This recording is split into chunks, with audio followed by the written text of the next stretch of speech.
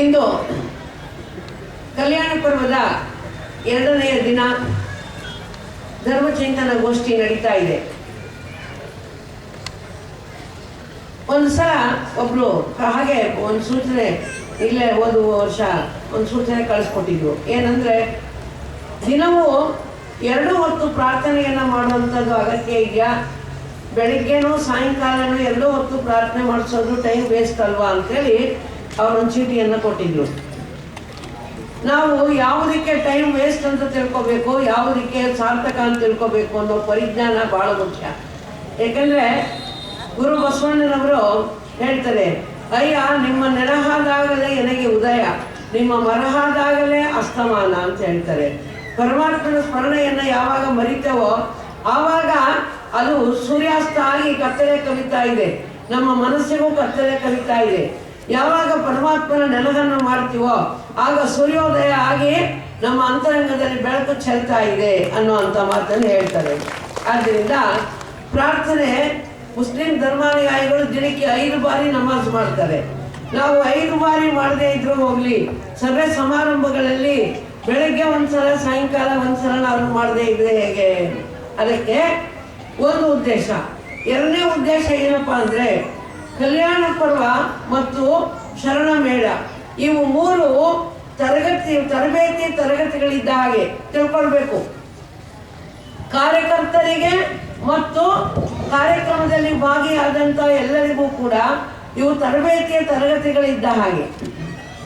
ಯಾಕೆ ಅಂತಂದ್ರೆ, ಇಲ್ಲಿಗೆ ಬಂದಂಥ ನೀವುಗಳೆಲ್ಲ ಏನನ್ನ ಜೀವನದಲ್ಲಿ ಇಟ್ಕೊಳ್ಬೇಕು ಅಂದ್ರೆ, ಈಗ ಎಷ್ಟೆಲ್ಲ ಕಡೆಯಲ್ಲಿ ಪ್ರವಚನಗಳನ್ನು ಕೇಳ್ತೀರಿ.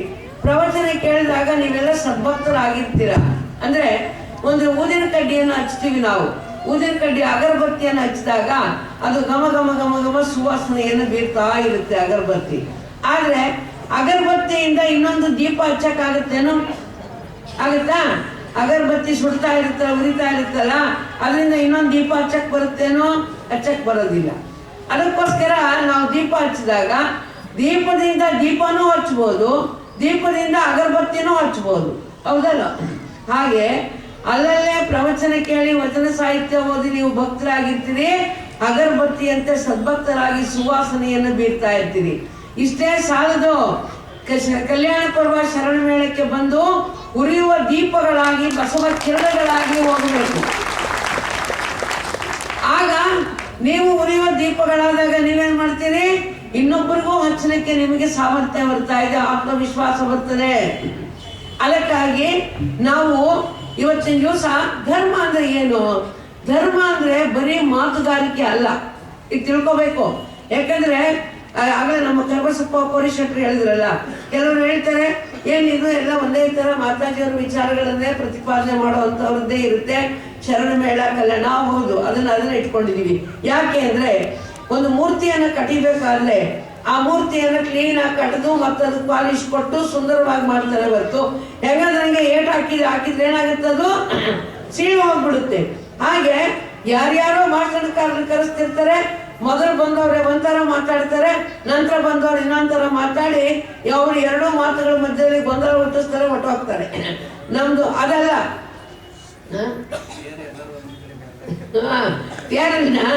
ತೇರು ಎಳಿಬೇಕಾದ್ರೆ ಎಲ್ಲರೂ ಕೂಡಿ ಒಂದೇ ಕಡೆ ಎಳಿಬೇಕೆ ಹೊರತು ಒಬ್ಬೊಬ್ರು ಒಂದ್ ಕಡೆಗೆ ತೇರು ಎಳೆದ್ಬಿಟ್ರೆ ಹೌದಲ್ಲ?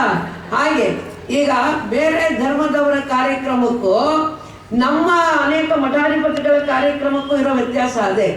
ಈಗ ಬೇರೆ ಒಂದು ಇಸ್ಲಾಂ ಧರ್ಮದ ಕಾರ್ಯಕ್ರಮನೇ ಇರಲಿ, ಕ್ರೈಸ್ತ ಧರ್ಮದ ಕಾರ್ಯಕ್ರಮ ಇರಲಿ, ಆ ಕಾರ್ಯಕ್ರಮಗಳು ಹೆಂಗಿರ್ತವೆ ಅಂತಂದ್ರೆ ಒಂದೇ ತರ ವಿಚಾರ ಮತ್ತಷ್ಟು ಹೇಳಿ ಹೇಳಿ ಹೇಳಿ ಗಟ್ಟಿಗೊಳಿಸುವಂತ ಕಾರ್ಯಕ್ರಮಗಳು ಇರ್ತವೆ. ಇವ್ರು ಹಂಗಲ್ಲ, ಯಾರೋ ಒಬ್ಬ ಬರ್ತಾನೆ, ಸಾಹಿತ್ಯ ಅರ್ಧಂಬರ್ಧ ಓದಿರ್ತಾನೆ, ಅವನೊಂದು ಮಾತಾಡ್ಬಿಡ್ತಾನೆ. ಏನ್ರಿ ಎಷ್ಟು ಜನ ಹೇಳ್ತಾರೆ ಬಸವಣ್ಣವ್ರು ಆತ್ಮಹತ್ಯೆ ಮಾಡ್ಕೊಂಡ್ರು ಅಂತ ಹೇಳ್ಬಿಡು. ಅಷ್ಟು ಹಗುರವಾಗಿ ಓದಿರಲ್ಲ, ಸಂಶೋಧನೆ ಮಾಡಲ್ಲ, ಬಸವಣ್ಣವ್ರು ಆತ್ಮಹತ್ಯೆ ಮಾಡ್ಕೊಂಡ್ಬಿಟ್ರು ಅಂತ ಹೇಳ್ಬಿಡೋದು, ಇಲ್ಲ ಬಸವಣ್ಣವರು ಕೊಲೆ ಆದ್ರು ಅಂತ ಹೇಳ್ಬಿಡೋದು. ಬಾಯಿ ಬಂದದ್ದೇ ಒಂದು ಮಾತು. ಈ ರೀತಿಯಾಗಿ ಇದೆಲ್ಲ ಯಾಕಂದ್ರೆ ಇದು ಏಕರೂಪದ ಸೈದ್ಧಾಂತಿಕವಾದಂತಹ ಇನ್ನೂ ಸಿಸ್ಟಮ್ಯಾಟಿಕ್ ಆಗಿ ಒಂದು ಆಗಿಲ್ವಲ್ಲ. ಹೀಗಾಗಿ ಏನಾಗಿದೆ ಅಂದ್ರೆ ಅನೇಕರು ಅನೇಕ ರೀತಿಯ ವಿಚಾರ, ಅದಕ್ಕೆಲ್ಲ ಅವಕಾಶ ಕೊಡಬಾರ್ದು. ನಾವೇನಿದ್ರು ಕೂಡ ಒಂದೇ ರೀತಿಯ ವಿಚಾರಧಾರೆಗಳನ್ನ ಬಿತ್ತರಿಸಬೇಕು. ಈ ದಿಶೆಯಲ್ಲಿ ನಾವು ಕಡ್ಡಾಯವಾಗಿ ಮಾಡಬೇಕಾಗಿರುವಂತಹದ್ದು ಏನಪ್ಪಾ ಅಂತಂದ್ರೆ, ಒಂದು ಆದಿಗುರು ಬಸವಣ್ಣನವರ ಪೂಜೆ. ನಿಮ್ಮ ಮನೆ ಕಾರ್ಯಕ್ರಮಗಳೇ ಇರಲಿ, ಸಾರ್ವಜನಿಕ ಕಾರ್ಯಕ್ರಮನೇ ಇರಲಿ, ನೀವು ಮೊಟ್ಟ ಮೊದಲು ಒಂದು ಧರ್ಮಗುರು ಬಸವಣ್ಣವರ ಪೂಜೆಯನ್ನು ಮಾಡಬೇಕು, ಅದಕ್ಕೆ ಕಲಿಸ್ತೀವಿ. ಅದಾದ ನಂತರ ಅನೇಕ ಸಮಾರಂಭಗಳಲ್ಲಿ ಧ್ವಜಾರೋಹಣವನ್ನು ಮಾಡಬೇಕು. ನೀವು ಗೃಹ ಪ್ರವೇಶನೇ ಇರಲಿ, ಏನೇ ಇರಲಿ, ಅಲ್ಲಿ ಧ್ವಜಾರೋಹಣ ಮಾಡುವಂತ ಕಾರ್ಯಕ್ರಮ ಇಟ್ಕೋಬೇಕು. ಅದಕ್ಕಾಗಿ ಇಲ್ಲಿ ಧ್ವಜಾರೋಹಣ ಕಾರ್ಯಕ್ರಮವನ್ನು ನಾವಿಲ್ಲಿ ಕಲಿಸಿಕೊಡ್ತಾ ಇದ್ದೀವಿ. ಆ ನಂತರ ಪ್ರಾರ್ಥನಾ ಕಾರ್ಯಕ್ರಮ, ವಾರಕ್ಕೊಂದು ಸಲ ಪ್ರಾರ್ಥನಾ ಕಾರ್ಯಕ್ರಮವನ್ನು ನಡೆಸ್ಕೊಂಡು ಹೋಗ್ಬೇಕು. ಮನೆಯಲ್ಲಿ ಸಾಯಂಕಾಲ 7 ಗಂಟೆಗೆ ನೆನಗುವನ್ನು ನಡೆಸ್ಕೊಂಡು ಹೋಗ್ಬೇಕು. ಅದಕ್ಕಾಗಿ ಈ ನೆನಗು ಅನ್ನುವ ಕಾರ್ಯಕ್ರಮವನ್ನು ನಡೆಸ್ತಾ ಇದ್ದೀವಿ ನಾವು. ಹೀಗೆ ಈ ಎಲ್ಲ ವ್ಯವಸ್ಥಿತವಾದ ರೀತಿಯಲ್ಲಿ ನಿಮಗೆ ಟ್ರೈನಿಂಗ್ ಆಗಬೇಕು. ಮತ್ತು ಇಷ್ಟೇ ಅಲ್ಲ, ಎಲ್ಲರಿಗೂ ಕೂಡ ಶರಣಗಣ ಪೂಜಿತ ಶ್ರೀಲಿಂಗ ದೇವ ಇದೆಯಲ್ಲ, ಎಲ್ಲರಿಗೂ ಕೂಡ ಅದು ಬಾಯ್ಪಾಠ ಆಗಬೇಕು. ಏನ್ರಿ, ಪ್ರತಿಯೊಬ್ಬರು ಅನಕ್ಷರಸ್ಥರಿಗೂ ಕೂಡ ಬಾಯ್ಪಾಠ ಆಗಬೇಕು. ಅದು ಪ್ರಾರ್ಥನೆಗೆ ಉಪಯೋಗ, ಇಷ್ಟಲಿಂಗ ಪೂಜೆಗೂ ಬರುತ್ತದು, ಹೌದಲ್ಲ? ಶರಣಜನ ಪೂಜಿತ ಶ್ರೀಲಿಂಗ ದೇವ ಇದೆಯಲ್ಲ, ಅದು ಇಷ್ಟಲಿಂಗ ಪೂಜೆಗೂ ಬರುತ್ತೆ.